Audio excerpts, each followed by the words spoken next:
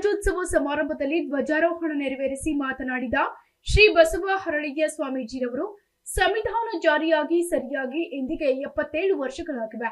ಗಣರಾಜ್ಯೋತ್ಸವ ದಿನ ನಮ್ಮ ದೇಶದ ಹಬ್ಬವಾಗಿ ನಾವೆಲ್ಲರೂ ಆಚರಿಸ್ತಾ ಇರುವ ನಾವು ಭಾಗ್ಯವಂತರು.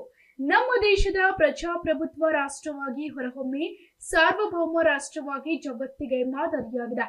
ಇದಕ್ಕೆ ಕಾರಣ ಡಾಕ್ಟರ್ ಬಾಬಾ ಸಾಹೇಬ್ ಅಂಬೇಡ್ಕರ್ ಅವರ ಕಠಿಣ ಪರಿಶ್ರಮದಿಂದ ಸಂವಿಧಾನ ಬರೆದ ಈ ದೇಶದಲ್ಲಿನ ಅಸಮಾನತೆ ವಿರುದ್ಧ ಧ್ವನಿಯ ಅಸಹಾಯಕರ ಬಾಳ ಬೆಳಕಾಗಿ, ದೀನದಲಿತರ, ಅನಾಥರ, ಅಬಲೆಯರ ಉಸಿರಾಗಿ, ನೊಂದು ಬೆಂದವರ ರಕ್ಷಾ ಕವಚವಾಗಿ, ಸ್ತ್ರೀ ಸ್ವಾತಂತ್ರ್ಯದ ಶಕ್ತಿಯಾಗಿ, ಸರ್ವತೋಮುಖ ಅಭಿವೃದ್ಧಿಯ ದೃಷ್ಟಿಯಿಂದ ಸೃಷ್ಟಿಯಾದ ಈ ದೇಶದ ಸಂವಿಧಾನ ಜಾರಿಯಾದ ಈ ದಿನ ಗಣರಾಜ್ಯೋತ್ಸವವಾಗಿ ನಾವು ಆಚರಿಸುತ್ತಿರುವ ಈ ಸಂದರ್ಭದಲ್ಲಿ ದೇಶದ ಜನತೆಗೆ ಹಾಗೂ ನಾಡಿನ ಜನತೆಗೆ ಶುಭ ಕೋರಿದ್ರು. ಹಾಗೂ ಸಂವಿಧಾನವನ್ನ ನಾವು ರಕ್ಷಿಸಿದ್ರೆ ನಮ್ಮನ್ನ ಸಂವಿಧಾನ ರಕ್ಷಿಸುತ್ತದೆ ಅಂತ ಹೇಳಿದ್ರು.